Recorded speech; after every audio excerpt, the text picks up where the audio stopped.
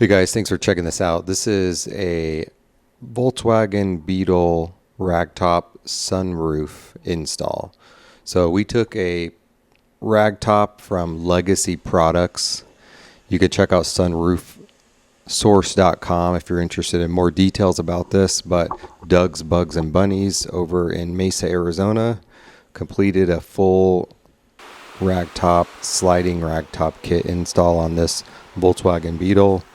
These are super complicated and super simple, if that makes sense. So you're going to want to measure multiple times. We're not going to get into the full details on each exact step, but we did check the instructions. We read them multiple times.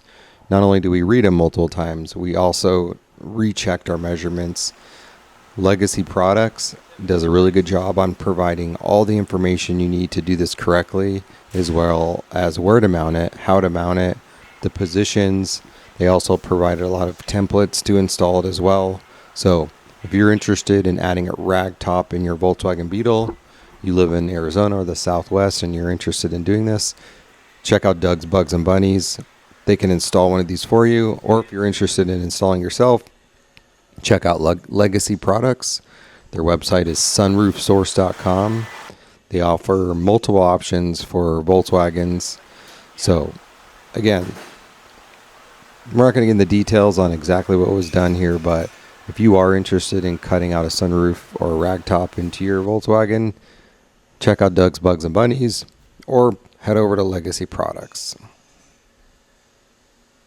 And remember, triple check it, measure it, check it again, measure it one more time, because you can only cut this thing out once, and it would be such a pain if you went too far. So you can also follow myself. This is Chris over at Driven 60 VW. I'm sure you might already do that, but you can check me out on YouTube, Facebook, Instagram, and TikTok.